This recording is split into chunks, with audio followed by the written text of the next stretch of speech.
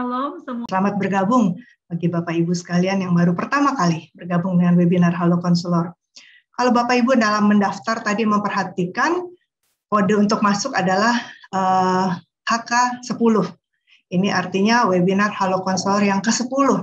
Di dalam anugerah Tuhan, sejak dimulainya layanan Halo Konselor di bulan Mei tahun 2020, yang menjadi kesempatan webinar kita kali ini adalah webinar yang ke-10. Karena itu kami sangat bersyukur masih diberi kepercayaan oleh Tuhan untuk kami sama-sama mengadakan acara ini, untuk kita sama-sama diperlengkapi di masa pandemi, bukan hanya untuk survive atau bertahan, tetapi kita juga dapat bertumbuh, dan bahkan kita juga bisa terus saling menguatkan satu dengan yang lain. Bapak, Ibu, dan saudara sekalian yang mungkin baru pertama kali bergabung, belum tahu apa saja layanan dari Halo Konselor. Halo Konselor adalah sebuah upaya kami dari Departemen Konseling STT Saat untuk memberikan dukungan psikososial di masa pandemi COVID-19 sejak Mei 2020, seperti yang tadi saya katakan ya. Jadi layanan Halo Konselor ini adalah layanan konseling online, jadi Bapak Ibu bisa menghubungi di sini, ada email dan juga nomor WA yang bisa dihubungi, dan bisa perhatikan jam layanan pendaftarannya, dan nanti Bapak Ibu bisa akan dihubungi oleh admin untuk jadwalan konselingnya sesuai dengan yang memang disepakati.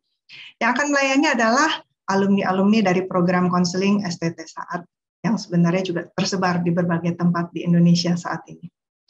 Selain layanan Halo Konselor ini, selain layanan konseling online ini, Halo Konselor juga membuka peluang untuk Bapak Ibu Saudara untuk bisa mendapatkan informasi-informasi seputar kesehatan mental, kesehatan spiritual melalui akun media sosial kami yang tertera di slide ini ya, di Instagram dan juga Facebook. Silakan bergabung untuk bisa mendapatkan konten-konten yang kami doakan, kami harapkan bisa memberkati, memperlengkapi Bapak Ibu Saudara sekalian.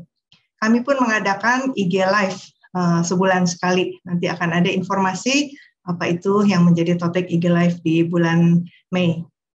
Nah, setiap kali webinar ini kontennya, rekamannya bisa Bapak Ibu sekalian juga akses melalui channel YouTube STT Saat.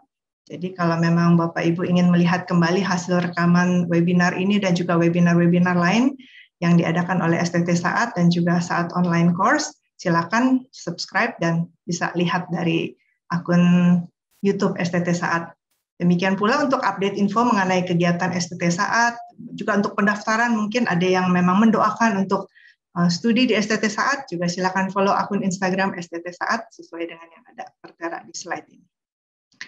Kemudian berikutnya, setiap webinar yang kami adakan memang tidak dipungut biaya. Namun jika Bapak Ibu Saudara merasa terberkati dengan apa yang didapatkan dan tergerak untuk memberikan persembahan, silakan bisa Bapak Ibu memberikan persembahan sesuai dengan informasi ini dari QRIS yang ada dan juga dari nomor akun dari BCA dari Saat. Yang jangan lupa untuk persembahan webinar ini Bapak Ibu dapat memberikan angka 9 di digit terakhir dari persembahan nominal persembahan yang Bapak Ibu berikan.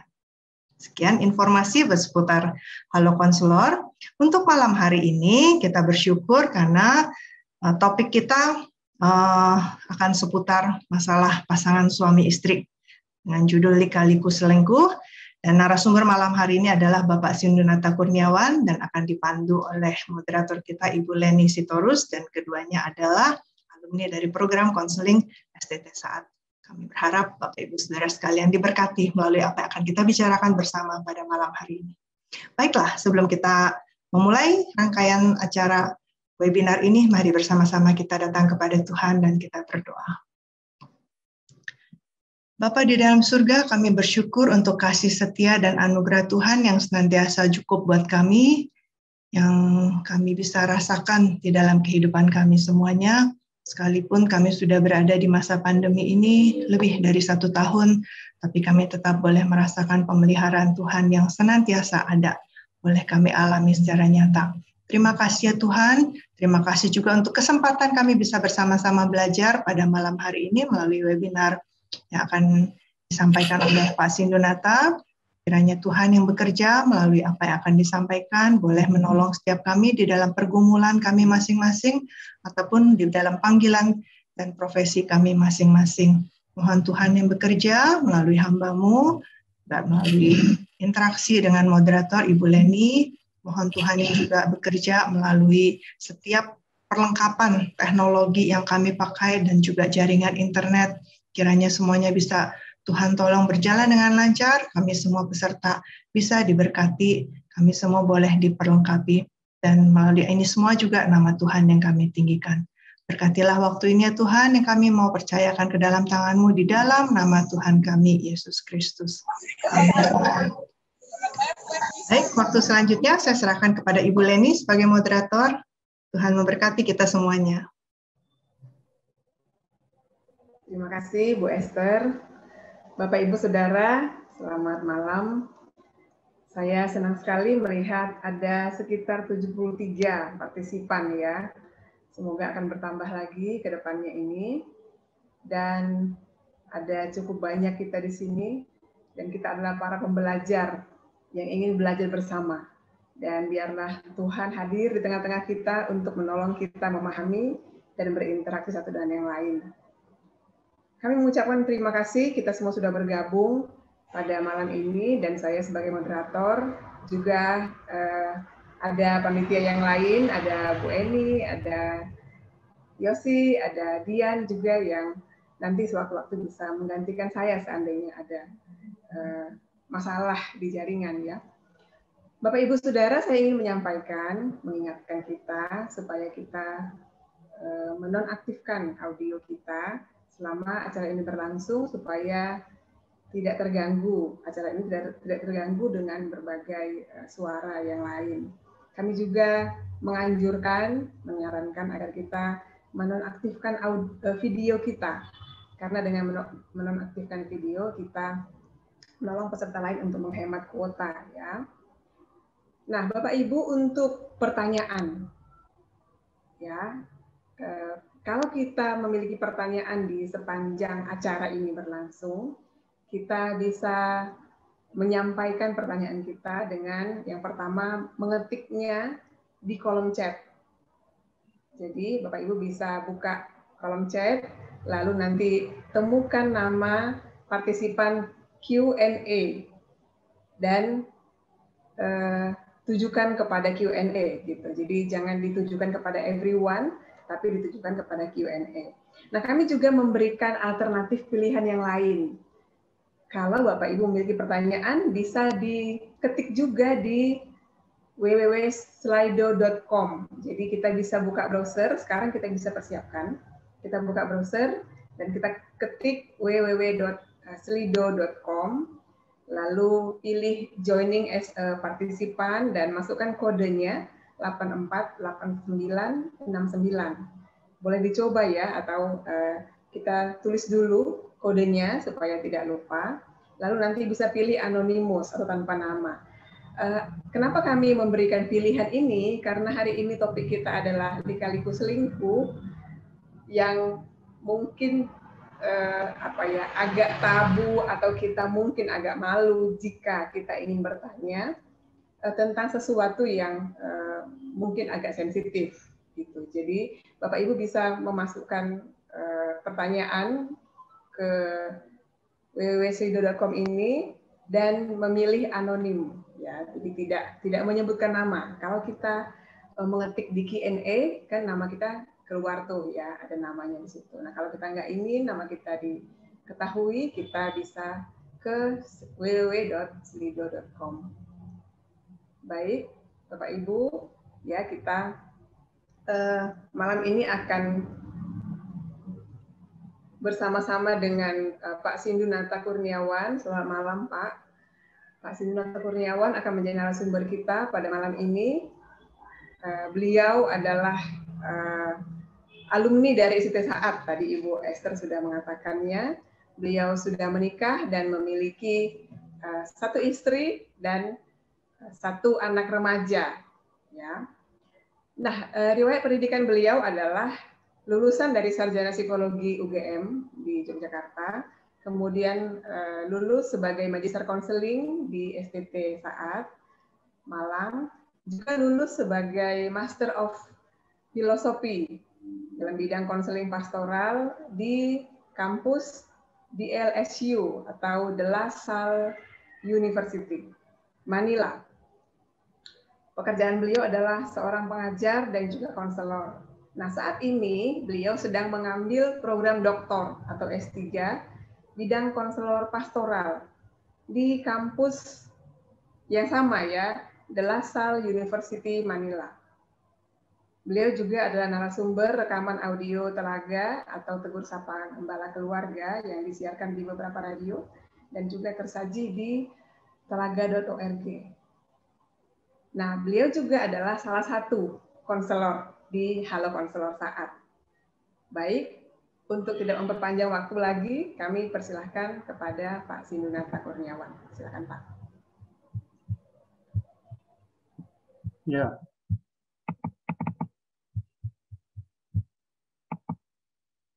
Terima kasih untuk kesempatan yang diberikan, Bu Leni. Sekarang saya membagikan bahan yang bisa kita simak bersama. Nanti rekan-rekan peserta boleh mempertajam lewat pertanyaan, tanggapan dari apa yang bisa kita pelajari bersama malam ini. Sekali lagi selamat malam untuk seluruh peserta. Dan bahasan ini memang bukanlah berangkat dari kekosongan. Tentu kita sudah pernah cukup akrab mendengar atau bahkan dalam level tertentu mungkin mengalami situasi seperti yang menjadi tema kita pada malam ini, lika-liku selingkuh. Maka apa sebenarnya perselingkuhan itu? Nah, perselingkuhan yang di dalam bahasan kita ini dibatasi pada pengertian yaitu hubungan di luar nikah yang di dalamnya ada unsur relasi yang bersifat pribadi dan melibatkan sekurang-kurangnya satu individu yang sudah menikah. Jadi kita batasi bahasan kita malam ini bukan perselingkuhan dalam masa pacaran, tapi lebih fokus ke dalam orang yang sudah minimal salah satunya menikah. Dan perselingkuhan ini bisa terjadi karena minimal satu pihak merasa tertarik atau ambil langkah dan mengambil langkah mendekatkan diri.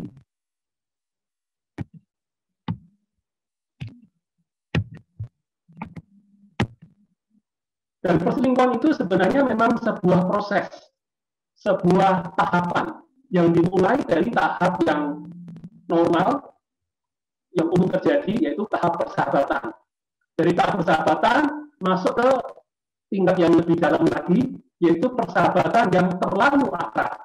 Lalu setelah itu masuk perselingkuhan emosional. Yang keempat, tahap keempat adalah di mana kondisi gairah menghilang, ya, gairah ketertarikan terhadap pasangan menghilang, tercipta jarak, dan bahkan akhirnya bertebaran kebohongan di sana sini. Dan sampai kepada puncaknya yaitu perselingkuhan fisik atau perselingkuhan seksual. Jadi sebenarnya Bapak Ibu Saudara dikasih Tuhan, berbicara perselingkuhan itu sudah dimulai terjadi di poin ketiga, langkah ketiga atau tahap ketiga, perselingkuhan emosional. Dan disinilah sebenarnya lampu kuningnya adalah di tahap kedua, yaitu persahabatan yang terlalu akrab. Jadi kalau mau mencegah dari perselingkuhan emosional adalah jaga persahabatan lawan jenis secara normal, tidak sampai ke situasi yang terlalu akrab. Nah, untuk itu kita akan lihat lebih lanjut. Apa saja yang mengitari sebuah perselingkuhan? Ada 3 unsur paling tidak, ada saling ketertarikan, saling kebergantungan, dan saling upaya memenuhi kebutuhan satu sama lain, dimulai dari kebutuhan emosi, atau sampai kebutuhan finansial, dan akhirnya juga bisa jadi sampai kepada kebutuhan atau dorongan seksual. Berikut ada 10 pertanyaan yang bisa kita simak, Bapak Ibu Saudara dikasih Tuhan, untuk mengecek sejauh manakah kita telah masuk ke tahapan perselingkuhan dalam hal ini terutama perselingkuhan emosional. Yaitu yang pertama, apakah percakapan kita pribadi dengan lawan jenis tersebut sudah membahas hal-hal yang seharusnya hanya dibahas dengan pasangan kita. Yang kedua, apakah kita merindukan teman lawan jenis itu siang malam untuk bisa ngobrol, bisa bahkan bertemu. Nah, kalau kita ada dalam jawab iya, itu berarti kita sudah lampu kuning, ya, lampu kuningnya berkedip. Yang ketiga, apakah Anda mulai menarik diri atau menjauh dari pasangan nikah kita, baik secara fisik kita nggak mau berdekatan, apalagi menyentuhnya dia, menyentuh istri atau suami kita, atau menjauh secara emosional. Yang keempat, apakah kita pribadi sedang mencoba mencari-cari alasan untuk bertemu dan berbicara dengannya? Bisa juga kita telepon misalnya, aku ketemu kamu jam makan siang loh. Kenapa? Ya ini kan masalah pekerjaan. Sambil kita makan, sambil kita bahas, kita cari-cari pembenaran untuk bisa bertemu dan bisa ngobrol. Yang kelima, apakah kita pribadi mulai membagikan pikiran-pikiran, perasaan-perasaan kita, problem-problem kita dengan teman lawan jenis ini dan bukan dengan pasangan.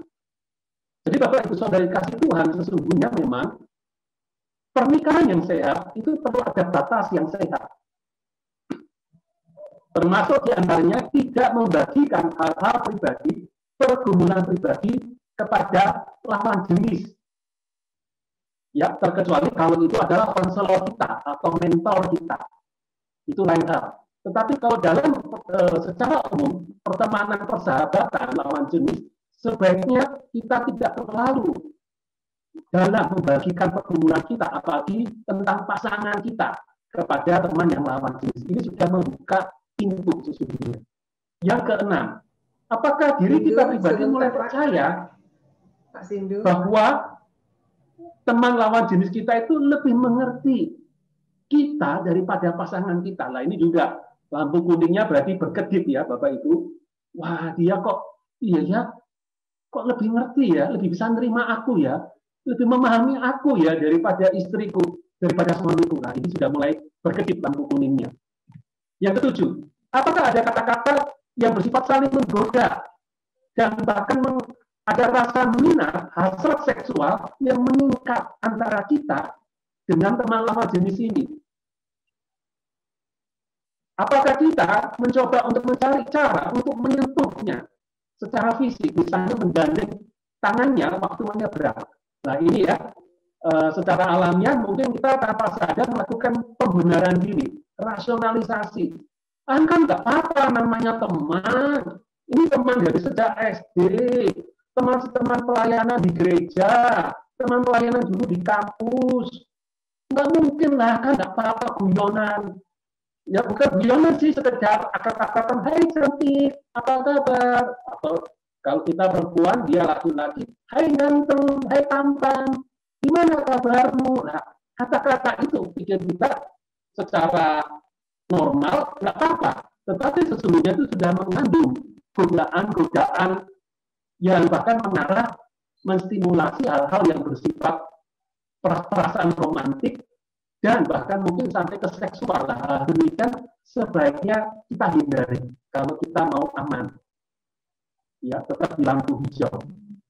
Termasuk menyentuh, kamu menyeberang, kan saya laki-laki, gentleman, saya gandeng kamu ya. Nah, ini juga, ini bisa menjadi celah. Kecuali memang ya, kita bukan mencari-cari ya, tapi memang dia butuh bantuan, oke, itu lain konteksnya. Misalnya lagi naik gunung, misalnya seperti itu bersama-sama dalam sebuah rombongan.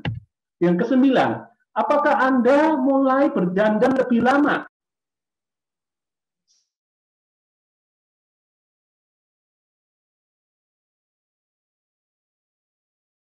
Memilih baju mana yang lebih pas, pakai parfum yang mana. Sementara kalau dengan orang-orang yang lain, tidak demikian kita itu. Tapi yang kalau dengan ketemu si dia ini kok ekstra ya, nah ini juga sudah pertanda. Yang ke-10, apakah ada rahasia dalam hubungan kita dengan dia? Berapa lama waktu kita habiskan, hal apa yang dikerjakan, topik apa yang dibicarakan, kita nggak mau diketahui orang lain. Apalagi dengan pasangan kita. Nah, ini dia. Sudah lampu kuningnya berkedip. Untuk itu, mari Bapak Ibu Saudara, kita akan lihat. Kalau perselingkuhan terjadi, kita tumbuhkan, kita biarkan, dan bahkan membesar, dampak apa yang bisa muncul. Yang jelas, perselingkuhan itu akan menghantar, apalagi ketika perselingkuhan itu sudah melibatkan perselingkuhan fisik atau seksual. Maka sebagaimana kata firman Tuhan yang bisa kita baca di dalam layar di komputer atau handphone kita dari 1 Korintus pasal 6 ayat 16 ayat 20, perselingkuhan seksual sesungguhnya itu sudah mencederai tubuh dan jiwa kita, yang sesungguhnya kita disatukan dengan pasangan nikah kita lewat hubungan seksual. Dan ketika kita melakukan hubungan seksual dengan pria atau wanita yang lainnya, kita sudah melakukan sebuah upaya merusak kesatuan yang kudus dengan pasangan nikah kita dengan melakukan kesatuan yang asli. Dan bahkan ini sesudah, dan ini bahkan merusak sisi kekudusan kemurnian tubuh kita sebagai baiknya Roh Allah atau Roh Kudus.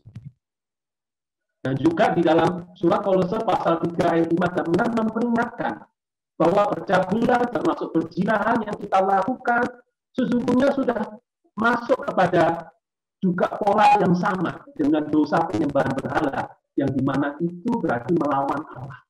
Jadi ada sebuah hal yang serius, bukan sekedar ini kan saya sekedar mengatasi kesepian, mengatasi kekosongan, ya salahnya pasangan saya, suami saya, istri saya. Tetapi apa yang kita lakukan di dalam perselingkuhan, apalagi sampai perselingkuhan fisik dan seksual, sudah melibatkan keputusan kita sebagai miliknya Allah. Yang kedua, perselingkuhan membuka masalah besar di dalam pohon keluarga kita. Sebagaimana kita bisa lihat di layar di depan kita ini adalah pohon keluarga Daud. Ya, Daud lahir dari ayah yang bernama Isai. Tidak dikisahkan Isai itu seperti bagaimana, tapi karena tidak ada kata-kata hal yang buruk tentang Isai, maka kita bisa mengasumsikan Isai menjalani pernikahannya dengan baik. Namun Daud di dalam perjalanannya, puncak suksesnya, ternyata pada satu masa dia melakukan perselingkuhan dengan Batsheba. Bahkan dia membunuh suami Batsheba, yaitu prajuritnya sendiri Uria. Dengan cara yang licik ditutupi dosa itu. Dan ketika Batsheba sudah menjadi janda dinikahi, karena Batsheba mengandung bayi dari hasil perselingkuhan Daud dengan Batsheba. Dan apa yang terjadi?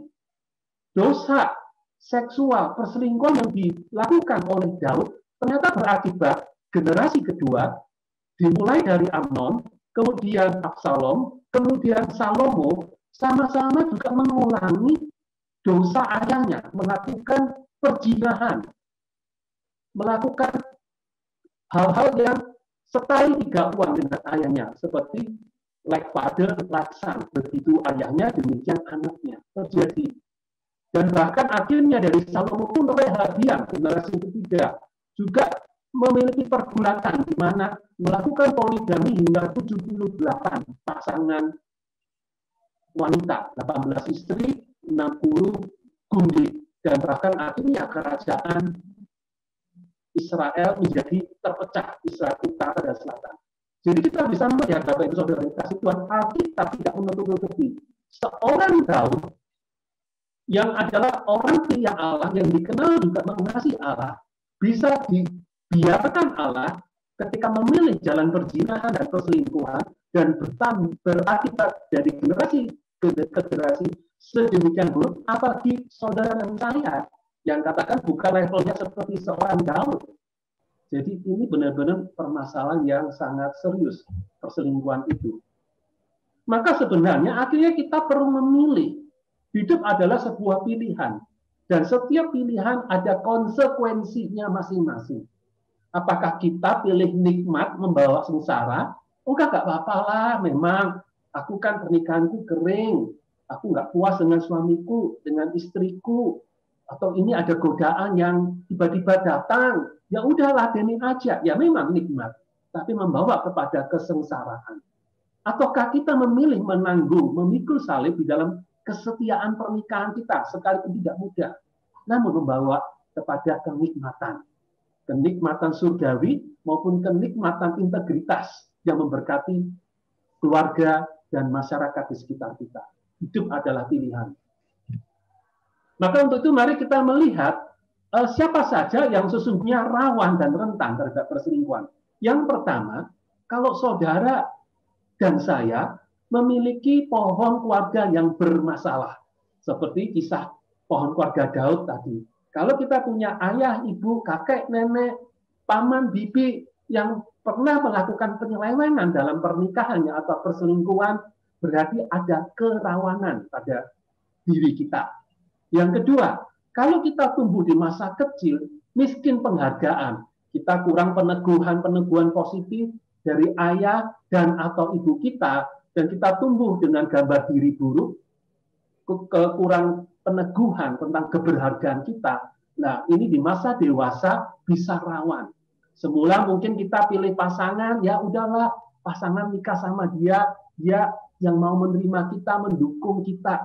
Namun kemudian sejalan dengan proses karir yang sukses, bisnis yang diberkati Tuhan, di usia 30-an, 40-an, wow, akhirnya kita semakin percaya diri dan muncullah gadis-gadis, wanita-wanita muda yang tertarik kepada kita. Nah, kita merasa dulu kurang dihargai, cari cinta di sana, di sini, serba ditolak, bahkan dihina. Sekarang, bukan cari, malah didatangi. Nah, kalau kita nggak beres di dalam soal penghargaan diri, ini godaannya besar. Termasuk bagi seorang wanita juga. Ketika dulunya kurang dihargai oleh sang ayah, kurang peneguhan, akhirnya tanpa sadar tumbuh menjadi remaja dan wanita dewasa atau istri yang rawan untuk merasa melambung ketika dikejar-kejar atau dipuja-puji oleh pria dan atau sekian pria bahkan, dan ini rawan. Yang ketiga yang menjadi hal yang membuat kita bisa rawan terhadap perselingkuhan ketika ada perubahan sangat drastis di dalam hidup kita. Baik perubahan drastis ini misalnya kondisinya menaik, tiba-tiba menjadi orang kaya baru, tiba-tiba kita dipromosikan ke jabatan yang tinggi, atau perubahan yang sangat drastis bisa berarti berubah penurunan, tiba-tiba kita jatuh miskin, di PHK. Nah, perubahan-perubahan yang drastis ini itu bisa memicu kerawanan, termasuk fase-fase kehidupan pernikahan. Dari yang menikah, akhirnya punya bayi, akhirnya tambah kerepotan dengan bayi itu, anak ada 2 dan ada 3, anak mulai masuk di masa remaja, perubahan-perubahan tikungan-tikungan dalam fase perjalanan pernikahan kita pun itu bisa memberi kerawanan terhadap perselingkuhan kalau kita tidak mengelola perubahan itu dengan sangat baik.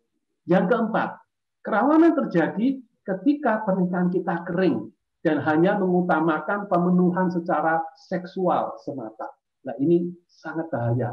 Ibaratnya seperti rumput kering, ya, tinggal tunggu ada sedikit api puntung rokok bisa membakar padang rumput yang kering ini. Maka betapa pentingnya pernikahan kita perlu segar dari tahun ke tahun, bahkan dari setiap masa ke masa. Yang kelima, yang juga menjadi kerawanan ketika kita berjauhan fisik dalam jangka waktu yang lama. Nah, inilah dia ya, sebuah gejala umum, semakin tahun, semakin umur, ya, suami kerja di Jakarta, istri ada misalnya di Kota Malang. Istri ada bekerja di Singapura, suami dan anak-anak ada misalnya di Kota Bandung, dan seterusnya. Pernikahan yang berjarak, perpisahan yang jangka waktu akan berkepanjangan, rawan masing-masing untuk terjadi perselingkuhan. Yang keenam, kalau kita kurang memiliki penguasaan diri, ya, kita terbiasa apa-apa ada keinginan harus dipenuhi, ada hasrat harus diumbar, Nah, hal-hal seperti itu ketika kita biasakan menjadi kepribadian atau karakter kita, disinilah menjadi kerawanan. Yang ketujuh adalah ketika kita miskin pertanggungjawaban. Jadi salah satunya isunya biasanya di beberapa pasangan ketika orang tua dan atau mertua kita meninggal dunia, tidak ada lagi figur yang kita merasa segan. Kita tanpa sadar merasa di atas angin. Nah, di sanalah kita bisa merasa bebas, ya nggak apa-apa lah. Apalagi anak-anak kan sudah dewasa. Nah, ini dia ya. Ya udahlah, apa yang terjadi, terjadilah. Toh selama ini ya saya sudah berupaya menjaga diri sedemikian rupa. Apa sekarang nggak boleh saya menikmati kebebasan sebagai perempuan atau sebagai laki-laki? Nah, disinilah terjadi kerawanan. Maka betapa pentingnya hidup selalu di dalam wilayah pertanggungjawaban atau akuntabilitas. Maka kita perlu kembali melihat prinsip firman Tuhan. Firman Tuhan mengingatkan kita jangan berzina. Karena perselingkuhan adalah perzinahan, maka hindarilah. Karena akan melahirkan kutuk dan kekacauan. Termasuk bahkan perzinahan dalam hati. Artinya melihat lawan jenis dan menginginkannya secara seksual, menginginkannya secara birahi. Itu pun firman Tuhan mengingatkan, jauhi semuanya itu. Termasuk di dalam Amsal pasal 5 ayat 3 sampai 6 dan 8. Di sana memperingatkan Raja Salomo kepada anaknya. Raja Salomo sudah berpengalaman bagaimana dia jatuh karena membiarkan ketertarikan dengan sekian banyak wanita yang akhirnya dijadikan istrinya. Dan dia memperingatkan kepada anak cucunya lewat Amsal pasal 5 ini agar berhati-hati karena dikatakan bibir perempuan jalang itu menitikkan tetesan madu, langit-langit mulutnya lebih licin daripada minyak, tetapi kemudian ia pahit seperti empedu dan tajam seperti pedang bermata dua, dan kakinya turun menuju maut. Maka jauhkanlah jalanmu daripada dia, janganlah menghampiri pintu rumahnya. Di sini benar-benar kita perlu memperingatkan diri kita. Jangan mulai, jangan iseng atas nama iseng-iseng, ya. Jangan mulai mendekat cari pembenaran dan alasan. Kalau sudah mulai, nanti kita akan mengalami betapa tidak mudahnya untuk menghentikannya. Maka untuk itu, Bapak, Ibu, Saudara, dan saya yang sudah menikah, lindungi pernikahan kita. Tidak ada pernikahan yang kebal dari perselingkuhan. Semua kita sesungguhnya ada dalam ancaman untuk terjebak dalam perselingkuhan. Maka untuk itu apa yang perlu kita lakukan? Ada 10 hal. Yang pertama, buatlah komitmen kemurnian bahkan sejak hari ini. Atau kalau saudara akan menikah, buatlah komitmen kemurnian sejak bahkan pacaran saudara pun. Ataupun sejak saudara sebagai seorang lajang pada malam ini. Berusahalah jujur kepada diri kita dan pasangan nikah kita. Kalau misal saudara dan saya mulai tertarik pada seseorang, akuilah pada diri. Ya, iya ya, ini loh, aku ngaku, aku kok tertarik ya pada wanita ini. Sekedar tertarik nggak apa-apa, akuilah. Semakin itu ditutupi, ketertarikan itu justru semakin besar. Dan jika mungkin, akuilah kepada pasangan. Kalau kepada pasangan kita merasa canggung, minimal akui juga kepada teman akuntabilitas sesama jenis kita, teman KTB, kelompok tumbuh bersama kita, teman komsel kita sesama kita, yang tentunya ada prinsip kerahasiaan yang sudah disepakati. Loh, aku kok tertarik pada wanita ini. Dan umumnya ketika kita justru mengakui, godaan ketertarikan itu akan lebih sirna. Karena hal yang gelap dibawa kepada terang Kristus dan tubuh Kristus, maka kegelapan itu akan memudar. Yang kedua, apa yang kita lakukan untuk mencegah dari perselingkuhan? Kenalilah kerentanan diri dan bereskan.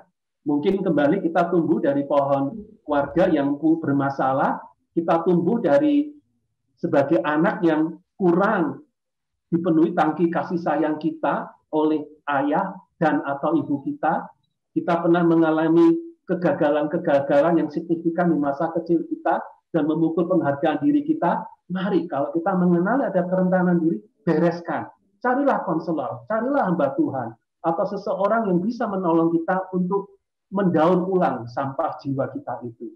Yang ketiga, bersikaplah kritis terhadap film, ya, terhadap film atau media apapun yang di dalamnya ada pornografi atau topik-topik tentang perselingkuhan.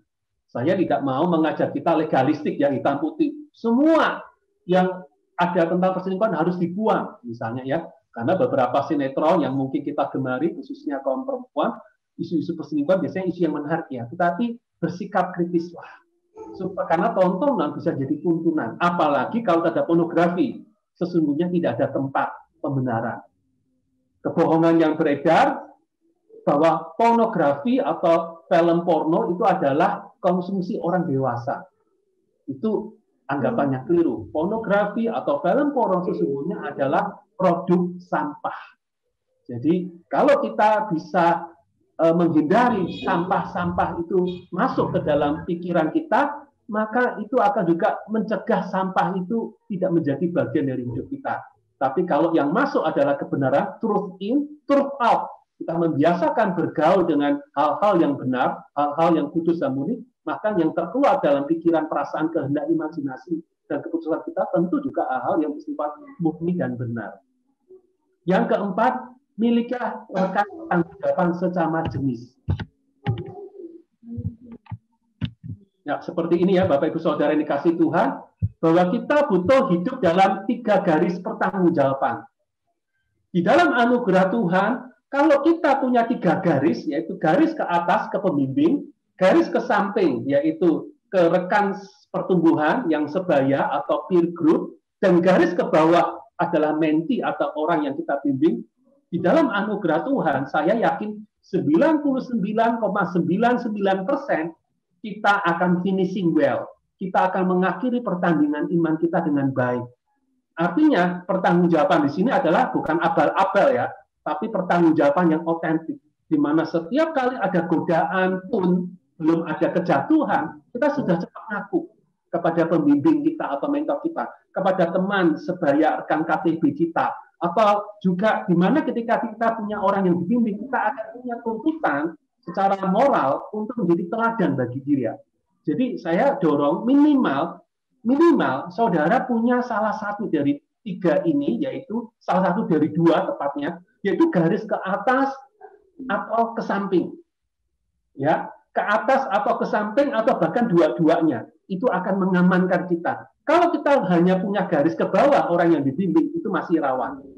Karena kita akan tidak bisa membagikan seluruh pergumulan kita kepada orang yang kita bimbing. Godaan-godaan kita tidak bisa seketika itu karena kita sedang menjadi mentor bagi dirinya. Tapi kepada pembimbing atau kepada rekan sebaya, di sinilah kita bisa bebas merdeka memberi pertanggungjawaban apa adanya. Jadi minimal memilikilah salah satu dari 2 garis ini, garis ke atas atau garis ke samping yang sejenis. Yang kelima, apa yang kita lakukan? Cobalah melihat hubungan kita dengan lawan jenis itu dari perspektif pasangan kita.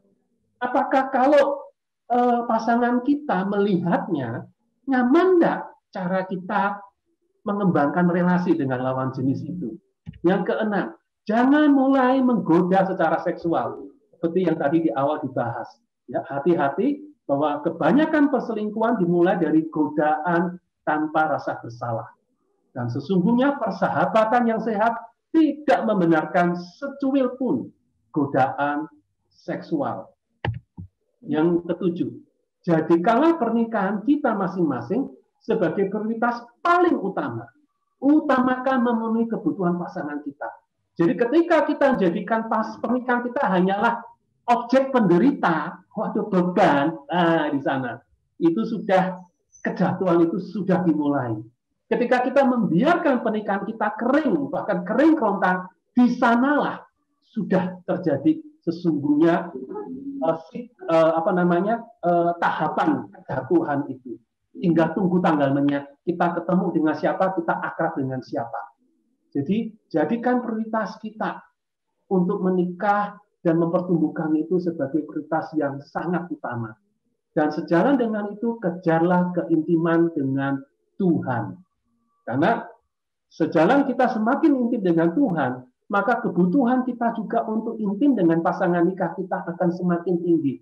Kita akan semakin diberdayakan untuk memperbaiki kualitas pernikahan kita dan bahkan meningkatkannya mencapai sebagaimana yang Tuhan mau. Karena sesungguhnya memang desain Allah, rancang bangun Allah, program Allah terhadap pernikahan adalah ketika kita menikah, dua menjadi satu, itu sesungguhnya adalah sebuah ilustrasi, sebuah alat peraga untuk kita memahami bahwa Allah menginginkan kita menyatu dengan Dia. Saya suka dengan istilah Jawa, manunggaling kawula lan Gusti. Ungkapan Jawa itu, saya yakin itu adalah berasal ide dasarnya dari Alkitab. Bahwa Allah menghendaki kebersatuan kita dengan Allah. Dan supaya kita bisa memahami kerinduan Allah, supaya kita mencintai Allah sebagaimana Allah mencintai kita dan menyatu, maka Allah memberi alat peraga yaitu lewat pernikahan. Ketika kita menikah dengan pasangan nikah kita dan bersetubuh menjadi dua menjadi satu lewat hubungan seksual dan di sana juga lewat terjadi kesatuan jiwa. Nah, di sini Allah berkata, sebagaimana kamu menyatu dengan suami atau istrimu, aku ingin engkau pun menyatu dengan aku dengan kamu, kamu dengan aku. Jadi ketika kita menghayati benar-benar spiritualitas hidup rohani yang otentik dengan Allah, dari hari ke hari kita bertumbuh bergairah dengan Allah, kita akan punya energi, bensin, bahan bakar untuk motor kendaraan pernikahan kita pun melaju naik tinggi, setinggi kedalaman relasi kita dengan Allah. Yang kesembilan, ciptakanlah batasan berinteraksi dengan teman-teman jenis kita harus ada sebuah komitmen dalam diri kita atau dengan pasangan kita. Kapan jam malam kita sebaiknya misalnya kalau keluar malam, apalagi dengan lawan jenis yang bukan pasangan nikah kita, yang bukan dari keluarga dekat kita, ya jam berapa sebaiknya kita harus sudah ada di rumah. Kecuali tentu hal-hal yang darurat ya, tiba-tiba emergency darurat harus ngantar orang ke rumah sakit dan sebagainya ya, tapi bukan pola tetap tentunya. Dan kita perlu mendapat batasan, misalnya tidak akan berboncengan motor, bermobilan berdua dengan lawan jenis yang bukan anggota keluarga dekat kita, ya keluarga inti atau istri atau anak kita. Ya sesekali mungkin darurat oke lah, tapi bukan jadikan pola, karena itu akan memberi kerawanan. Yang ke-10, upayakan berteman dengan pasangan-pasangan yang mau menumbuhkan kualitas pernikahan. Nah, betapa pentingnya punya KTB, komunitas pasutri yang berniat bertumbuh secara rohani, secara relasi dan karakter. Ya, seperti waktu saya googling ini, saya cari gambar, saya ketik KTB pasutri. Muncul foto yang ada di slide kita ini, dan ini rupanya dari Perkantas Semarang. Rupanya ada KTB pasutri, KTB pasangan suami istri dari pelayanan Perkantas ya, persekutuan antar universitas di Kota Semarang. Ini bagus. Saudara-saudara juga kembangkan hal demikian. Batasan relasi, jadikan pasangan hidup kita, suami atau kita, sebagai sahabat yang terbaik. Berikan waktu, upaya pertumbuhan, komitmen yang paling banyak. Ibaratnya, saya suka dengan moto ini, berani menikah, beranilah jadi suami. Berani menikah, beranilah jadi istri. Artinya mengembangkan relasi yang benar-benar otentik sebagaimana yang Allah maksud. Suami yang Allah maksud, istri yang Allah maksud. Dan itu akan sangat berharga di dalam kesementaraan kita di dunia, bahkan di dalam kekekalan kita, termasuk nantinya di surga. Itu menjadi wilayah pertanggungjawaban kita. Yang kedua, sahabat terbaik yang kedua adalah rekan sejenis. Ya, termasuk tadi yang saya usul, kita punya KTB sejenis, pria dengan pria, wanita dengan wanita, ada rekan pertanggungjawaban. Yang ketiga, rekan lawan jenis, kita boleh punya tentunya kan, tetapi batasannya tidak menghabiskan banyak waktu untuk ngobrol sampai persahabatan yang terlalu akrab. Tidak berbagi hal-hal detail yang bersifat intim tentang pasangan kita ataupun tentang rasa frustasi tentang pasangan. Jadi kalau saudara mau berbagi dengan lawan jenis, berbagilah dengan konselor atau dengan hamba Tuhan yang melayani saudara. Karena memang konseling, coaching, konsultasi, mentoring yang sehat itu punya 4 batasan. Yang pertama, ada jam yang jelas, ada topik yang jelas, ada tempat yang jelas.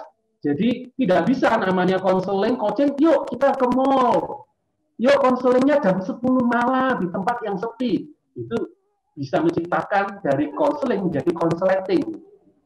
Ya, dari follow up jadi follow me. Nah, ini sebuah pelanggaran batasan tentang konseling, coaching, dan mentoring. Yang kedua, sifatnya satu arah. Jadi sebuah hal yang keliru ketika sang mentor, sang coach, sang pelatih, sang konselor kemudian memberikan pergumulannya kepada orang yang dilayani. Nah, ini sudah konsleting, ini tidak bisa, harus satu arah.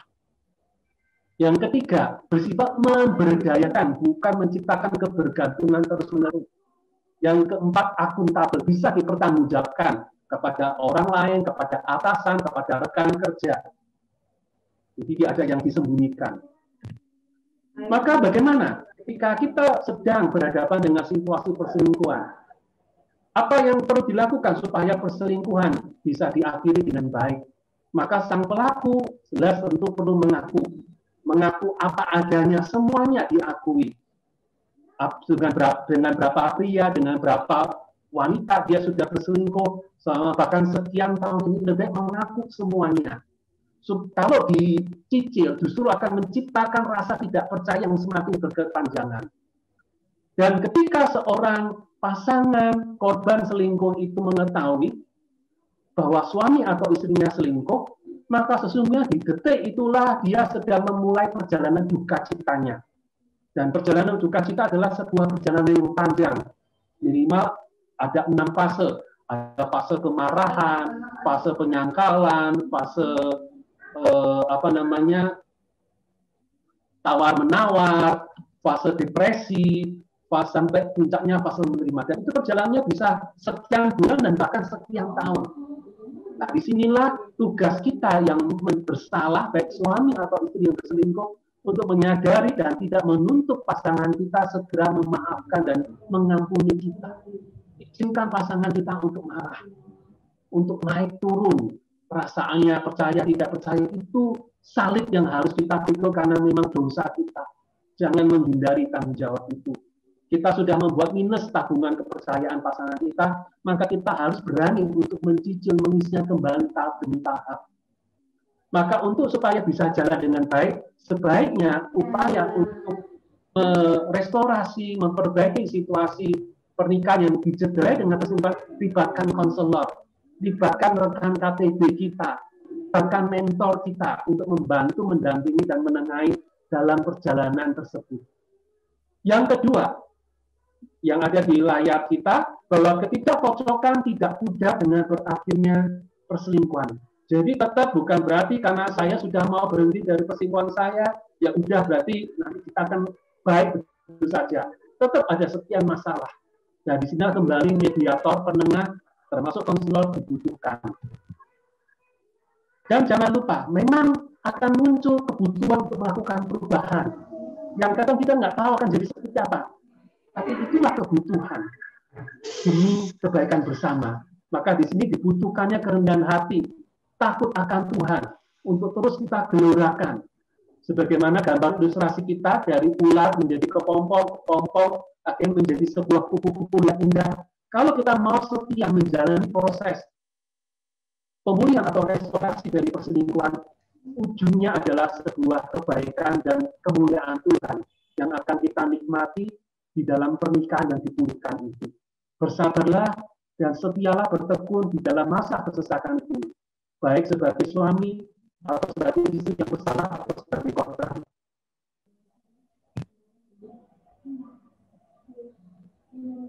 Dan jangan lupa bahwa ujungnya adalah karunia Allah, pengharapan yang tidak akan pernah mengecewakan, yang Allah sediakan bagi setiap kita yang mau bertekun.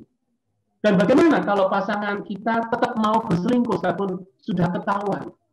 Kita yang jadi korbannya, jangan terus-menerus untuk membiarkan diri jadi korban. Akhirnya kesejahteraan emosi jiwa kita ditentukan oleh pasangan kita yang tetap berselingkuh itu. Mari tetap lanjutkan hidup, lakukan apa yang menjadi tanggung jawab kita untuk bekerja, untuk bisa mengelola emosi, mengelola hidup rohani, mengelola kehidupan sosial kita lewat dukungan mentor, konselor, atau teman KTB kita. Jalani hidup kita. Pisahkan diri secara emosi, ya. Minimkan beban perkataan atau janjinya, janji-janji dia yang sering nggak tepati, ya udahlah, memang dia tidak bisa dipercaya lagi. Jadi kita tidak perlu terlalu mempercayai kalau dia masih tetap pada perselingkuhannya. Dan rapatkan barisan dengan Kristus dan tubuh Kristus. Karena di sanalah kekuatan jiwa kita dan membuat kita menjadi pemenang di tengah krisis besar yang kita alami dalam pernikahan kita. Amin. Sekarang saya kembalikan lagi kepada Ibu Leni sebagai moderator. Terima kasih. Terima kasih Pak Sindu. Ya, penjelasan yang sangat baik dan aplikatif ya. Apakah suara saya cukup dengar? Bisa ya, Pak? Ya, Bu Leni. Ya. Bapak, Ibu, Saudara, kita akan mulai menjawab pertanyaan yang sudah cukup banyak ini. Ya, namun sebelumnya kami ingin menyampaikan beberapa pengumuman kepada kita. Dipersilakan untuk share screen. Ya. Yang pertama, kami dari Halo Konselor menyediakan layanan konseling online. Jika Bapak, Ibu, Saudara membutuhkan layanan dan dukungan psikososial di masa-masa sulit, di masa pandemi ini, kami konselor dari berbagai daerah yang bergabung dalam institusi STT Saat, Seminari Alkitab Asia Tenggara, menyediakan waktu untuk bisa memberikan layanan konseling, namun secara online. Bapak, Ibu bisa menghubungi kami, Halo Konselor, apakah lewat email maupun lewat WA untuk layanan pendaftaran. Dari Senin sampai Jumat, jam 8 sampai jam 12, dan jam 2 siang sampai jam 5 sore.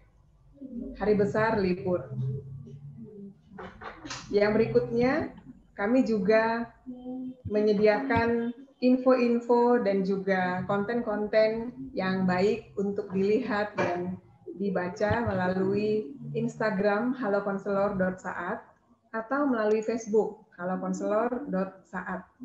Kami sangat mengharapkan dan menyarankan Bapak, Ibu, Saudara untuk bisa memfollow kami karena ada banyak informasi-informasi. Kami tidak hanya memberikan konten-konten yang baik seputar kesehatan mental dan juga kesehatan spiritual, kami juga mengadakan IG Live ya setiap bulan, sekali dalam sebulan. Seperti webinar ini juga kami lakukan sekali sebulan, IG Live juga akan dilakukan sekali sebulan. Nah, untuk bulan ini akan diadakan pada Jumat 21 Mei 2021 jam 19.30 dengan tema Stop KDRT.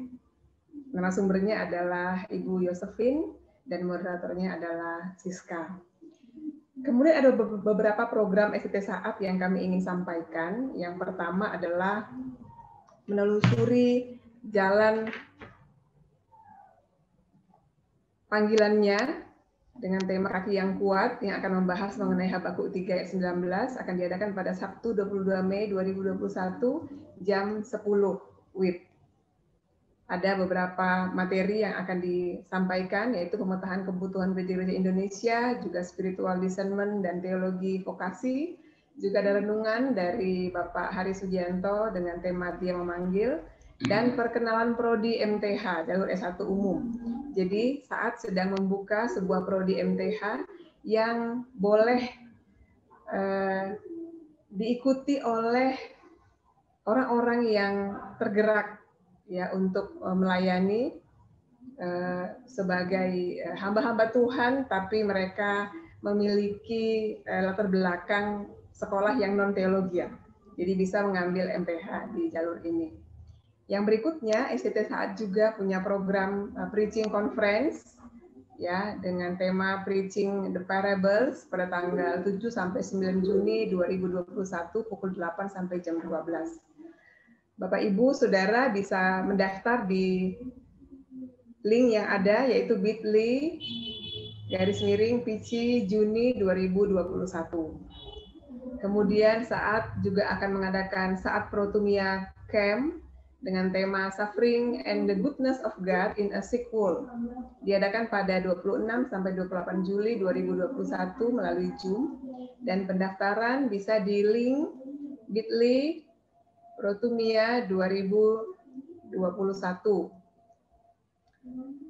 Bapak Ibu, kami juga menyarankan kepada Bapak Ibu untuk memfollow akun Instagram STT Saat, karena di situ Bapak Ibu akan melihat update info-info mengenai kegiatan STT Saat.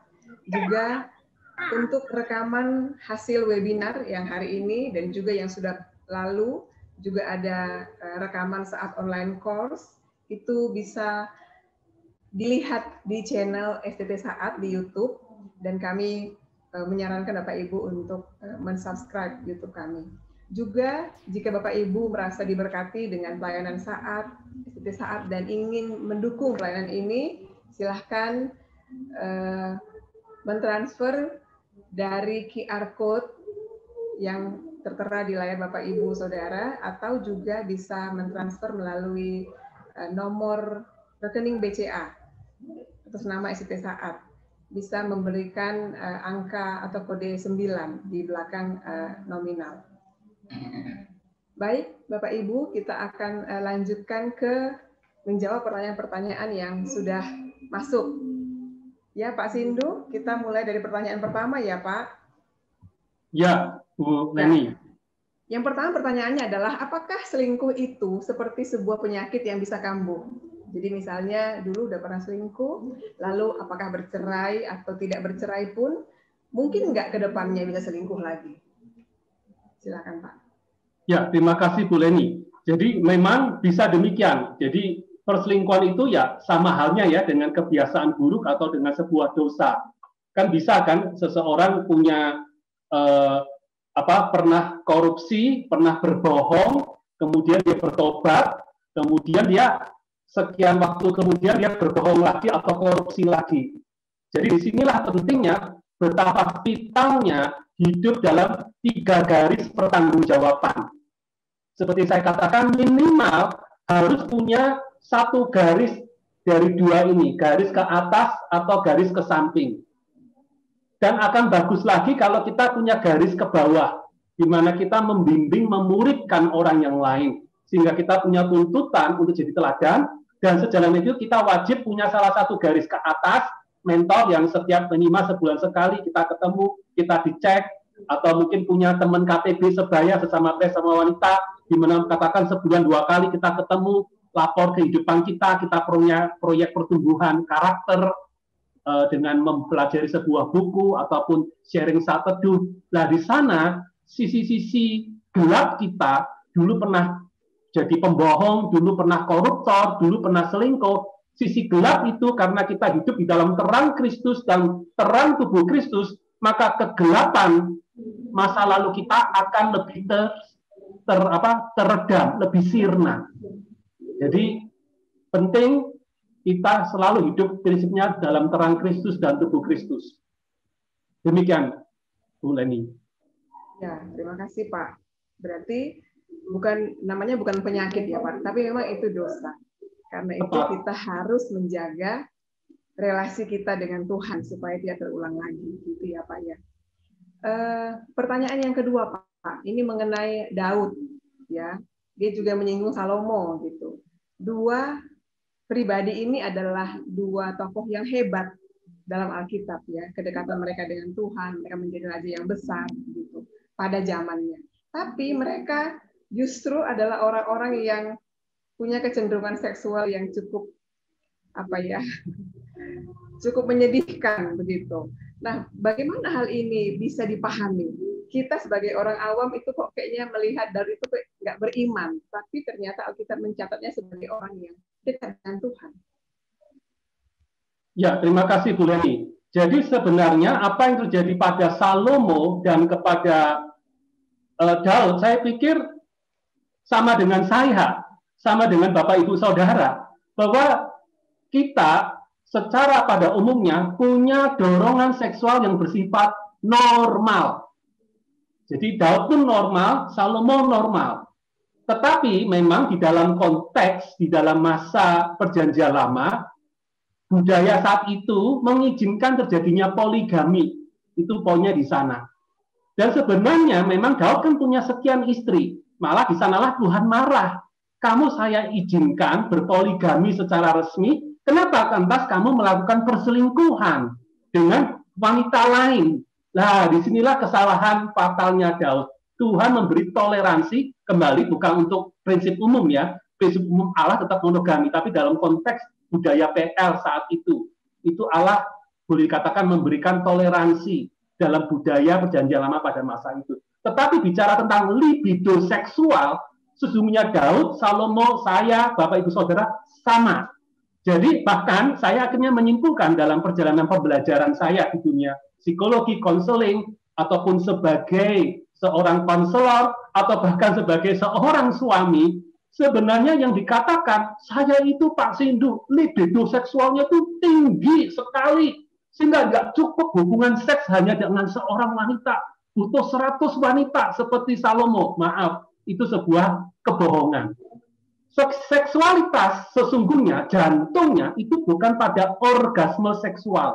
Jantung dari seksualitas kita adalah kepuasan secara emosi dengan Kristus dan tubuh Kristus.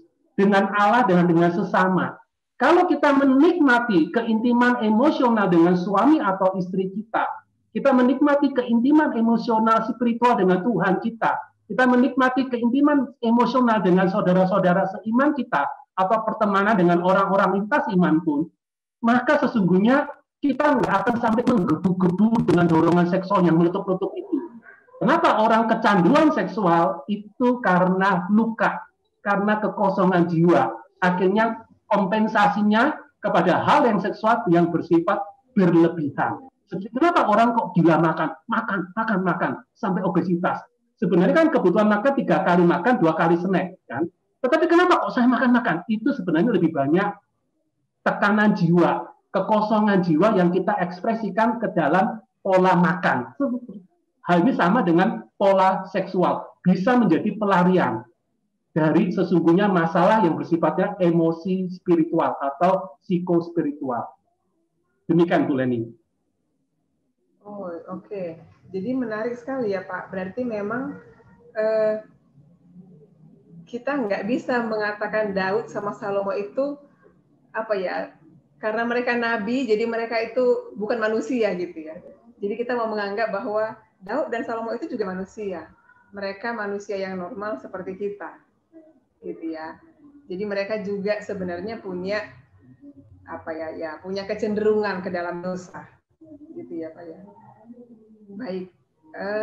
Yang berikutnya Pak, pertanyaan berikutnya. Bagaimana menjaga pernikahan kita tetap segar?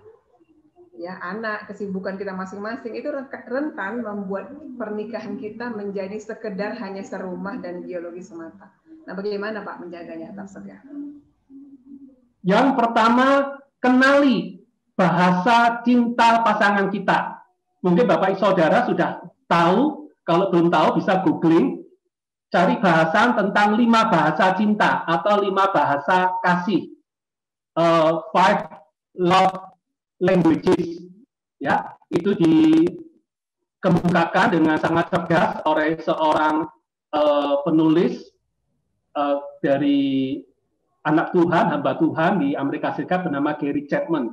Ada 5 bahasa cinta. Yang pertama sentuhan fisik, yang kedua kata-kata peneguhan, yang ketiga kebersamaan atau waktu berkualitas, yang keempat hadiah, yang kelima pelayanan. Nah, rata-rata kita, tugas saudara sebagai suami dan istri, coba temukan bahasa cinta masing-masing. Nah, kalau saudara googling itu juga ada tesnya, baik dalam bahasa Indonesia atau bahasa Inggris. Nanti saudara akan ketemu, oh yang menonjol, oh pelayanan. Nah, coba saudara layani, penuhi bahasa cinta pasangan saudara. Misalnya bahasa cintanya pasangan saudara waktu yang berkualitas. Berilah waktu secara sengaja, jam-jam tertentu dalam 1 hari, minimal 2 hari sekali untuk dengerin pasangan kita. Apa dia omongkan, simak, berempatilah, parafrase lah, sehingga dia merasa dicintai dengan apa yang kita berikan. Kalau bahasa pasangan kita misalnya adalah hadiah, berikanlah hadiah. Hadiah tidak selalu identik dengan yang mahal dan nunggu ulang tahun, Natal, dan tutup tahun ya. Hadiah adalah pemberian fisik yang bersifat personal, bukan harganya, tapi wujud perhatiannya. Nah, itulah kenali bahasa cinta pasangan kita dan setialah memenuhi dari hari ke hari, minggu ke minggu. Yang kedua, milikilah jam romantik dan jam solusi. Jam romantik artinya sebagaimana kita punya jam pacaran waktu kita belum menikah, suburkanlah setelah pun kita menikah, apalagi kalau pernikahan kita sudah berusia seperti saya yang sudah belasan tahun, apalagi Bapak Ibu yang sudah di atas 20 tahun.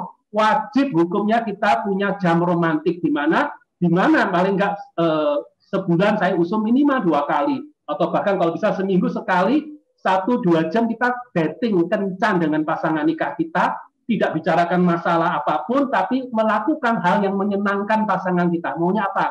Luar makan. Maunya misalnya kalau bukan pandemi ya, nonton bioskop, jalan-jalan, mojok di taman kota. Ya, agenda hari ini kita yang menentukan. Minggu depan, kali pertemuan berikutnya, pasangan kita giliran.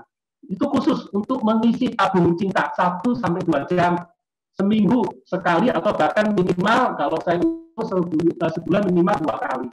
Dan ada lagi namanya jam solusi. Jam solusi adalah khusus membicarakan masalah. Nah, saya usul sedapatnya seminggu sekali. Setiap Rabu pukul 9 sampai 10 malam.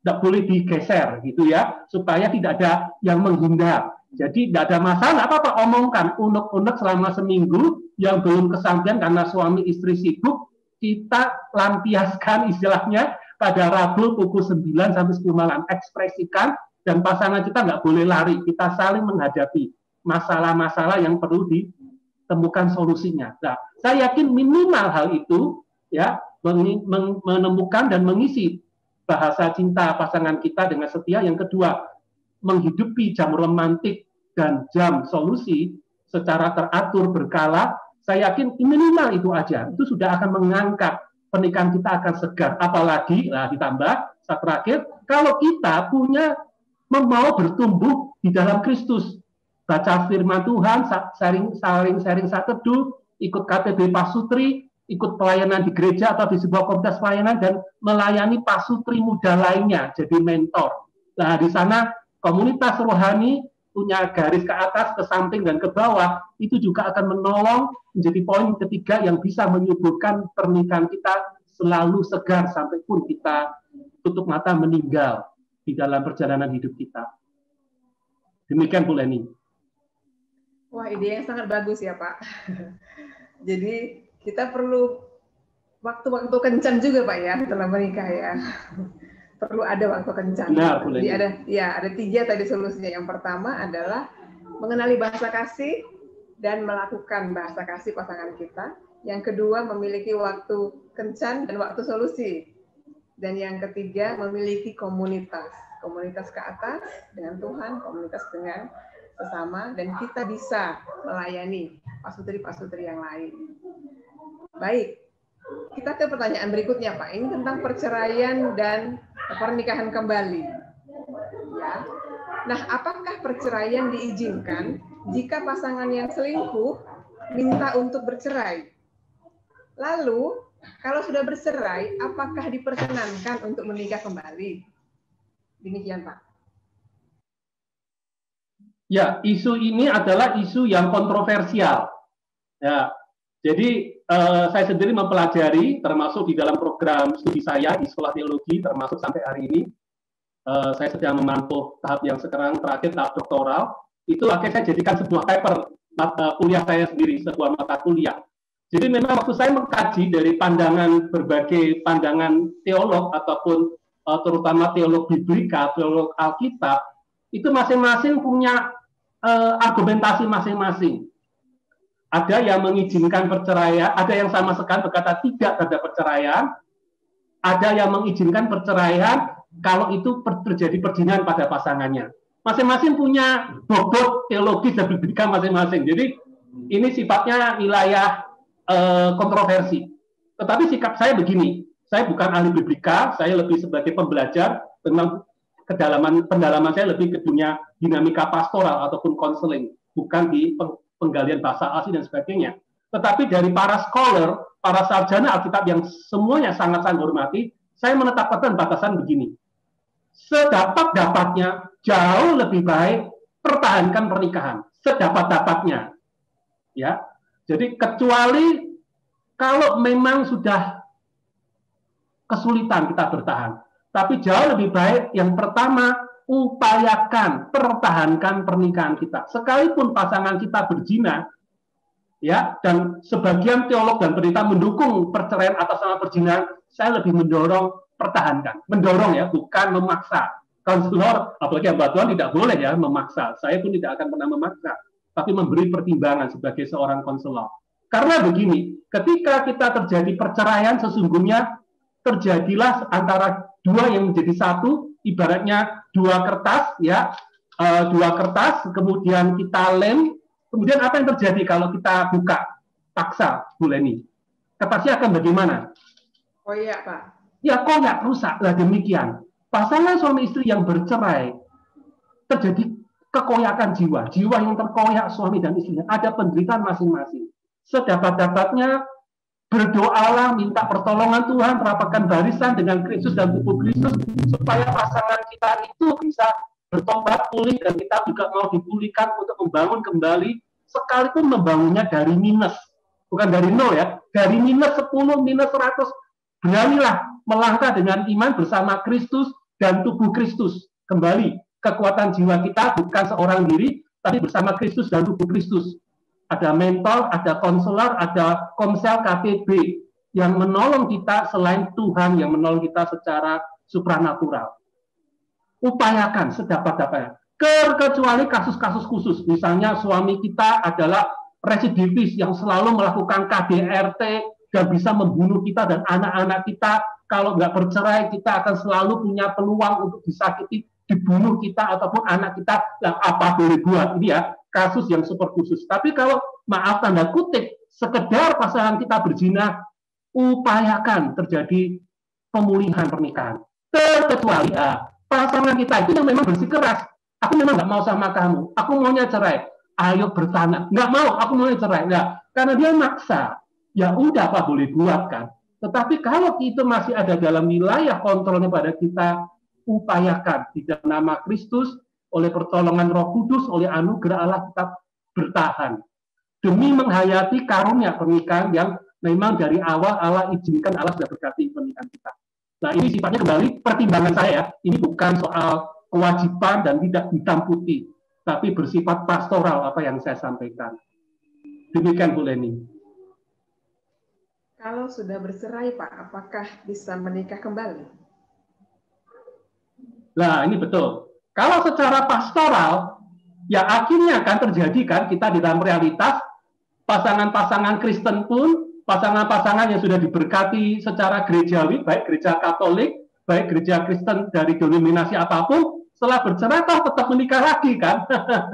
Dan kalau satu gereja nggak mau, gereja lain kan mau kan. Nah ini dia, jadi ini sudah pasar merdeka, dunia bukan dunia lagi yang di zamannya Martin Luther, Calvin, atau zamannya gereja yang sebelumnya. Jadi kita sudah zamannya bebas, ya apa boleh buat. Ya, nah maka dalam konteks ini tugas sang pendeta, hamba Tuhan yang mau berani menikahkan kembali, punya tanggung jawab pastoral di hadapan Allah dan di hadapan gereja. Konseling dulu pasangan yang mau nikah ini. Kenapa dulu kok cerai? Kasusnya apa? Pasti tetap ada sisi gelap atau blind spot, sisi buta yang membuat dia bisa menjadi korban cerai atau menjadi pelaku cerai. Konselingin dulu secara mendalam. Tidak boleh hanya sekedar jawab 10 pertanyaan kuesioner ini. Bukan itu ya, konseling mendalam. Dan kalau pendeta itu tidak sanggup, dan tidak apa-apa, karena pendeta itu kan sekolah teologi, bukan sekolah konseling. Rujukkan, referensikan kepada konselor yang terdidik, yang memang secara formal belajar, apalagi yang mendalami bidang pernikahan, untuk melakukan proses konseling mendalam, melihat sisi-sisi gelapnya, melihat sisi-sisi hal yang belum terselesaikan sama jiwanya, supaya tidak kembali ke kubangan yang sama. Jangan lupa, survei membuktikan sekali orang pernah bercerai, potensi untuk bercerai di dalam pernikahan yang kedua berlipat ganda. Ketika seorang sudah 2 kali bercerai, perceraian yang ketiga makin berlipat ganda. Jadi seorang pendeta tidak boleh menggampangkan melakukan pemberkatan pernikahan bagi salah satu orang pasangan itu yang pernah bercerai. Ya, harus bertanggung jawab juga secara moral dan secara pastoral kembali di hadapan Tuhan yang memberi otoritas kepada pendeta itu dan di hadapan gereja Tuhan yang adalah tubuh Kristus. Demikian, Bu Leni. Baik Pak, terima kasih Pak Sindu. Ya, prinsipnya adalah tidak sebisa-bisanya jangan bercerai. Gitu ya Pak ya. Nah, ini ada pertanyaan berikutnya Pak. Nah, saya selingkuh, terus saya mengakui di hadapan pasangan saya. Terus pasangan saya malah marah dan ingin berpisah dari saya.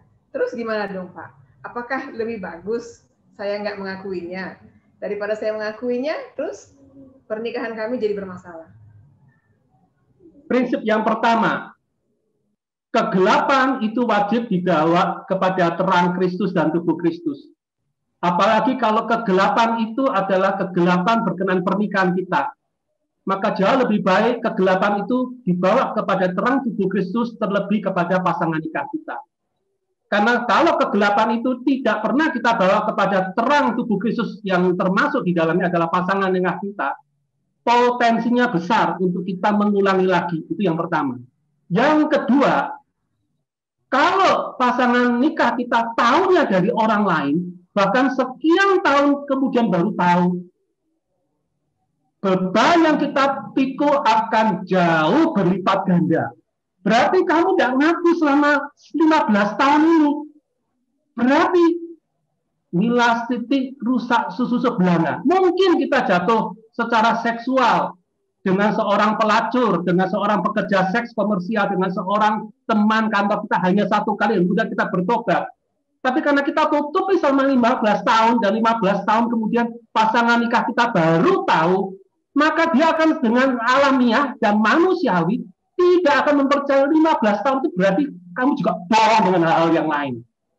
Dan itu jauh lukanya mendalam, berlipat ganda. Dan proses untuk berkabung dan menyelesaikan fase 6 fase duka cita itu minimal, itu akan jauh bertahun-tahun. Nah, maka jauh lebih baik kalau saudara memang sadar itu salah, akuilah segera mungkin. Selengkap mungkin, apapun, segelap apapun dosa saudara. Maka untuk itu butuhlah penengah, mediator, yang menolong menyiapkan pasangan nikah kita. Carilah konselor, carilah hamba Tuhan yang memahami untuk memediasi, atau minimal teman KTB kita itu, ya, yang memediasi, mendoakan lebih dulu, dan kemudian ketika kita mau ngaku dengan pasangan kita, ada konselor atau pendeta kita, hamba Tuhan kita, atau anggota KTB kita yang mendampingi. Dan setelah itu pun ada pendampingan terus-menerus. Jadi konseling dilakukan misalnya ketika saya menangani pasangan yang selingkuh. Akhirnya saya lakukan pada yang berselingkuh maupun yang menjadi korban dari pasangan yang berselingkuh itu, saya ada konseling individual masing-masing. Saya pun juga lakukan konseling pasangan. Dan itu memang konseling yang cukup melelahkan. Tapi memang itu harga yang dibayar untuk menolong proses ini bisa berjalan dengan baik dan tidak perlu ujungnya kepada perceraian. Tapi minimal yakinlah, kalau saudara memang mengaku dosa oleh karena peristiwa saudara, dan saudara mau tulus, seperti yang Alkitab katakan, mau mengaku apa adanya, membongkar semua sampah jiwa dosa saudara, maka yakinlah anugerah Tuhan pun besar kepada saudara. Asal saudara juga mau barengi dengan pertobatan yang tulus dan sejati, bukan tobat ya. Nah, maka untuk pertobatan sejati butuh pihak ketiga itu tadi, tubuh Kristus yang lain. Ada mentor atau konselor, hamba Tuhan, ada teman KTB sebaya yang mendampingi perjalanan pertobatan saudara. Dan itu akan ujungnya sebuah keberhasilan dan kebahagiaan. Ya, terima kasih Pak Sindu. Nah, ini sekarang Pak dari orang yang diselingkuhi. Pertanyaannya, bagaimana menghilangkan trauma diselingkuhi oleh pasangan? Apalagi saya sudah lihat sendiri buktinya. Ya, jadi trauma itu wajar dan sah manusiawi. Dan trauma itu sebenarnya menciptakan sebuah mekanisme pertolongan untuk kita tidak mudah disakiti yang kedua, ketiga kali. Jadi sebagian itu cara survival bertahan yang memang Tuhan ciptakan sesungguhnya. Sebagian ya, saya ngomong sebagian. Tetapi sebagian lain itu sebenarnya kepahitan. Nah, maka disinilah kita sebagai korban dari pasangan yang berselingkuh itu, mari bawa sampah jiwa kita kepada Kristus. Tuhan, aku marah, aku nggak percaya, aku sakit hati, kita gelar kasus. Tetapi aku mau Tuhan, kemarahan, kebencian, dan keinginanku balas dendam. Aku lepaskan ke salib Yesus. Karena Yesus sudah mati di kayu salib 2000 tahun yang lalu untuk menanggung sakit hati pengkhianatan yang aku alami. Kristus sudah lebih dulu menanggungnya. Dan Kristus menanggung juga pengkhianatanku hari ini. Aku mau lepaskan ke salib Yesus, aku mau putus ikatan dengan luka-luka hati ini, dan aku mengampuni suamiku, mengampuni istriku dalam nama Yesus. Dan itu sebuah proses berulang-ulang ya, bukan sekali jadi. Jadi orang yang terluka, apalagi luka yang mendalam, ibaratnya seperti bawang merah, ada banyak lapisnya. Dan setiap lapis perlu dikelupas dari hari ke hari atau minggu ke minggu.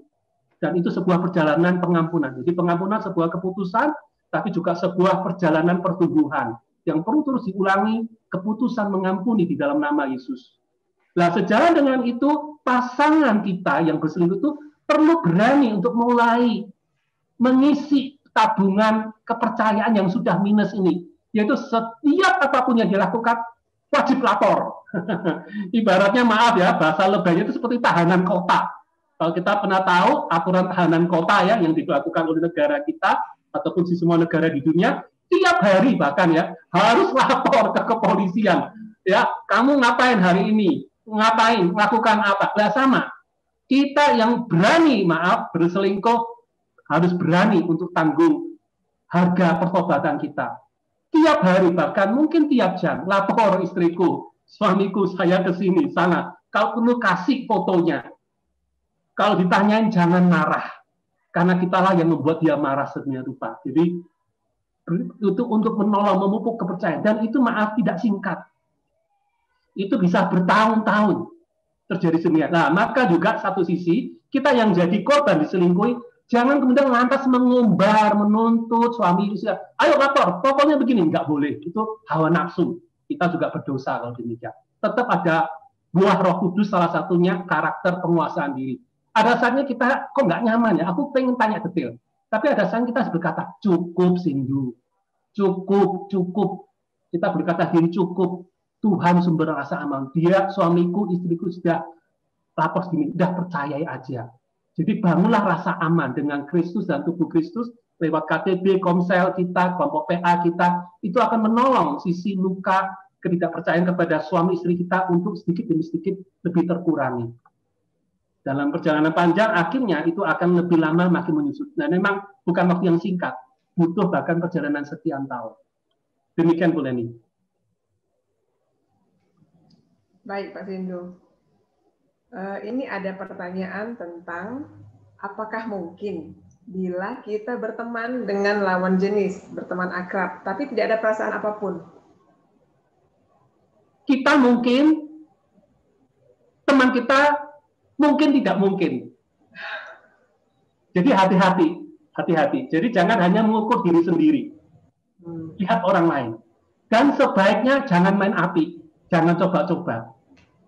Yang saya katakan ini bukan sifatnya apa ya, istilahnya subjektif. Itu kan pengalaman pribadi, mungkin pengalaman pribadinya Pak Sindu. Saya dan teman saya beda loh. Sorry man. Kita sama-sama manusia. Jadi manusia ciptaan Tuhan yang sebenarnya ya Tuhan izinkan, Tuhan ciptakan ada sebuah hukum alam. Jadi awalnya biasa saja. Lama-lama menjadi luar biasa. Jadi lebih baik jaga batasan yang sehat. Dan kenapa kita harus bersahabat terlalu akrab dengan lawan jenis? Toh masih ada kan teman sejenis yang bisa menjadi sahabat dekat kita. Loh, kok nggak bisa Pak Sindu? Saya perempuan, saya nggak bisa bersahabat dengan perempuan. Perempuan tuh nyender, Pak Sindu. Saya bisanya bersahabat dengan pria, rasionalistik. Sorry. Kalau itu yang menjadi keyakinan saudara, berarti saudara mungkin punya luka. Dan mungkin ada keyakinan tertentu yang lahir dari luka atau pengalaman buruk. Bereskan. Dan di dalam Kristus, kalau kita membangun sebuah KTB, komsel yang otentik, berbasis kepada anugerah Allah, berbasis kepada keterbukaan kepada Kristus dan tubuh Kristus, saudara akan bisa menemukan sahabat yang otentik. Tentu hati-hati ya, sahabat itu bukan berarti kayak suami istri kita ya, saya hanya punya satu sahabat, satu-satunya, itu malah bahaya. Jadi malah kalau prinsip umumnya adalah letakkan telur kita di beberapa keranjang. Letakkan pertemanan kita pada beberapa orang. Jangan bergantung hanya pada 1-2 orang. Kalau hubungannya buruk, ibaratnya telur kita semuanya pecah dan kita akan depresi dan berbagai hal. Sebaiknya punya teman beberapa orang yang bisa berbagi cerita pada beberapa orang. Dan tidak perlu semua rahasia kita dipercayakan hanya pada satu orang. Berbagilah. Dan rasa aman itu, luar biasa. Itu anugerah Tuhan. Kalau kita menghayati anugerah pengampunan, restorasi, pemulihan, pertumbuhan di dalam Kristus, sesungguhnya banyak orang bisa menjadi sahabat kita di dalam Kristus. Karena bukan hebatan kepribadian, kecocokan kepribadian kita. Karena kasih anugerah Allah. Nah, ini yang perlu justru rahasia itu kita perlu alami. Komunitas-komunitas otentik perlu bertumbuh di dalam sesama tubuh Kristus. Sehingga kita tidak perlu bergantung emosi pada 1-2 orang itu tadi. Demikian Bu Leni. Baik Pak, ini waktu kita tinggal 3 menit ya. Kita coba satu pertanyaan lagi ya Pak. Bagaimana jika pasangan kita terlalu posesif? Ini suaminya Pak ya. Suaminya ini mencurigai istrinya selingkuh dengan pria lain. Padahal nggak ada bukti. Lalu karena begitu suaminya jadi melakukan KDRT pada istrinya karena kecurigaan yang tidak berdasar ini. Apa yang harus dilakukan oleh istri, Pak? Ya buka kartu. Jadi kecurigaan itu kan berarti ada sebuah hal yang disimpan dalam hati. Ya, atau dipertahankan ketika pun tidak ada bukti. Ya lebih baik buka kartu. Ya, buka kartu ada apa? Kamu marah karena apa, memukul karena apa, coba yuk tunjukkan bukti. Kalau kita memang misalnya kita sebagai korban KDRT karena kita dicurigai selingkuh, maka buka kartu. Ada apa? Tunjukkan faktanya. Kalau enggak, dia tetap gitu, mari bersama-sama ke konselor. Karena curigation yang tidak beralasan, kecurigaan tanpa alasan, itu berarti ada luka dalam dirinya. Ada sebuah masa lalu di bagian tertentu yang membuat dia menjadi mudah curiga tanpa alasan. Itu kemungkinannya. Saya ngomong bukan dalam konteks kepastian ya. Saya menduga sebagai seorang konselor. Nah, lebih baik jangan katakan ke suami kita itu ya, kamu tuh curiga nggak alasan. Ayo ke konselor. Kamu tuh orang sakit. Nah, kita yang malah memperbesar api masalah. Lebih baik, yuk kita datang ke konselor. Yuk kita datang untuk menolong menengahi soal di antara kita berdua. Lah dari sana nanti konselor yang baik akan melakukan assessment, pengecekan masalahnya apa, situasinya apa, akar masalahnya apa, bahkan perjalanan riwayat hidup seperti apa. Lah dari sana akan ketemu benang merahnya. Kalau betul misalnya suami kita adalah orang yang posesif, gampang curiga tanpa alasan, itu berarti akarnya akan diketahui dan akan bisa diselesaikan lewat konseling mendalam, sehingga akan masalahnya selesai. Dengan demikian, masalah yang di permukaan soal curiga tanpa alasan dan KDRT itu cenderung akan lebih surut karena akan masalahnya diselesaikan. Demikian Bu Leni. Baik Pak Sindu, terima kasih untuk semua jawaban-jawaban yang Bapak Sindu berikan. Ini masih sangat banyak pertanyaannya Pak, tapi memang waktu kita sudah habis, sudah 19.30. Bapak Ibu Saudara, kami sangat memohon maaf karena tidak semua pertanyaan bisa dijawab karena keterbatasan waktu kita juga. Dan ada juga beberapa pertanyaan yang kira-kira lebih kurang sama. Pak Sindu, kita akan ke closing statement, Pak. Silahkan setelah itu nanti Pak Sindu bisa tutup dalam doa. Baik, terima kasih Bu Leni. Jadi saya mau menyatakan, marilah setiap kita yang berani menikah, beranilah jadi suami. Berani nikah, beranilah jadi istri. Lakukan fungsi hidup kita seoptimal mungkin menjadi suami yang takut akan Tuhan. Istri yang takut apa Tuhan? Takut akan Tuhan. Apapun kondisi suami dan istri kita. Karena hidup kita adalah sebuah pertanggungjawaban kepada Allah. Nanti di dalam pengadilan terakhir Tuhan akan tanya, Sindu, pernikahan yang aku percayakan kepadamu, kamu apakan? Leni, pernikahan yang aku percayakan kepadamu, bagaimana kamu managemeni sesuai dengan caraku atau cara dunia? Dan jangan lupa, kalau kita setia mengerjakan tugas peran kita, baik sebagai suami, sebagai istri, dengan setia apapun kondisi pasangan nikah kita, bagaimanapun kondisinya, kalau kita setia sampai garis akhir, mengikuti apa yang Tuhan mau, maka Tuhan akan berkata, baik sekali perbuatan, hai hambaku yang baik dan setia. Engkau telah setia dalam perkara kecil pernikahan yang aku percayakan kepadamu. Maka aku akan memberikan kepadamu tanggung jawab dalam perkara yang besar. Masuklah dan turlah kebahagiaan Tuhanmu. Kiranya itulah ucapan Tuhan, pujian Tuhan itu yang menjadi visi saudara dan saya. Sehingga apapun kerikil, batu karang yang kita hadapi dalam pernikahan, kita terus maju bersama Kristus dan bersama Tuhan Kristus. Dan Tuhan memberkati saudara dan saya, dan pernikahan kita menjadi berkat buat dunia ini. Amin. Mari kita berdoa. Bapa di surga, siapakah kami? Kami yang adalah debu tanah.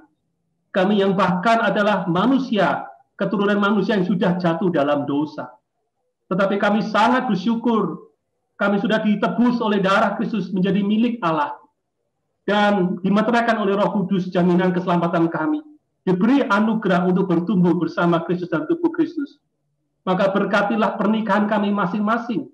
Supaya pernikahan kami adalah pernikahan yang diberkati Tuhan. Karena kami mau juga mengerjakan bagian kami sebagai suami dan istri. Apapun masalah yang kami hadapi, biarlah kami tidak tinggal diam dan menyerah kalah. Tapi kami mengerjakan menurut peta jalan dari Tuhan. Berdasarkan firman-Mu. Melibatkan gereja Tuhan, tubuh Kristus. Untuk menyertai kami. Sehingga kami boleh mewujudkan impian Tuhan. Bahwa pernikahan kami adalah gambaran kesatuan Tuhan dengan kami. Maka kiranya pernikahan kami yang lagi bermasalah, lagi banyak problem. Termasuk problem perselingkuhan, kita di dalam nama Yesus kami menerima berkat kekuatan. Pertolongan Tuhan. Untuk boleh menghadapinya dengan benar, berespon dengan benar, bukan reaktif. Dan kami menikmati berkat pertolongan-Mu untuk memulihkan situasi pernikahan kami, situasi rumah tangga kami, dan terus bertumbuh mencapai garis yang Tuhan mau. Dan kami akhirnya dipandang layak menerima mahkota kemuliaan, karena kesetiaan kami sebagai hamba dari pernikahan yang Tuhan percayakan. Berkati juga saudara-saudara kami yang belum menikah, atau yang tidak menikah, berkati masing-masing juga setia dengan apapun relasi yang Tuhan percayakan. Supaya menjadi relasi yang kudus dan murni. Relasi yang mempertumbuhkan dan mempertumbuhkan menjadi berkat. Buat orang lain, buat gereja Tuhan. Buat masyarakat Indonesia Raya, buat dunia ini. Sehingga nama Tuhan semakin ditinggikan dan dimuliakan. Terima kasih Bapak, kami memuliakan-Mu, bersyukur di dalam nama Tuhan Yesus. Amin. Amin. Terima kasih Pak Sindu, karena Pak Sindu sangat semangat menjelaskan, saya pun jadi semangat. Bapak Ibu Saudara, terima kasih sudah bergabung dalam webinar Halo Konselor pada malam ini. Sampai ketemu pada webinar Halo Konselor berikutnya bulan depan. Tuhan Yesus memberkati.